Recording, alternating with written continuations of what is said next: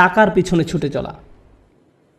কিছু মানুষ আছে যারা সুখকে পাত্তা দেয় না, তারা সামাজিকতার কথা ভাবে না, তারা জনপ্রিয়তা চায় না, এমনকি সম্মানও নয়।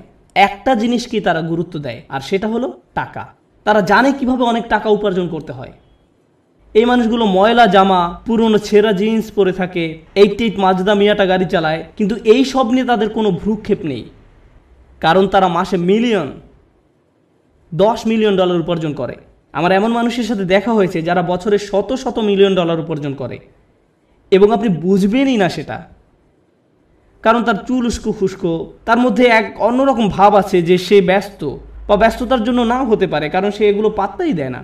সে শুধু জানে কিভাবে ব্যবসা করতে হয়। ব্যবসায় সে একটা বিস্ময়, আর সেটা নিয়েই সে শুধু চিন্তা করে। সে খালি এটাই চিন্তা করে যে বিক্রয় কিভাবে বাড়ানো যায়, কিভাবে ব্যবসার আরও সম্প্রসারণ হবে, কিভাবে আমি নতুন ওয়্যার হাউস খুলবো। সুবহানাল্লাহ, তারা অবিশ্বাস্য ধরনের মানুষ। যাই হোক, ময়ের উপরে উঠলে কি আরও কঠোর পরিশ্রম করতে হয়।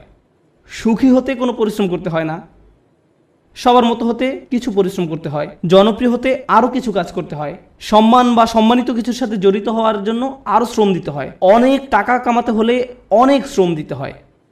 এক অবিশ্বাস্য রকমের কর্মস্পৃহা লাগে, তারা কোনো বিরতি নেয় না।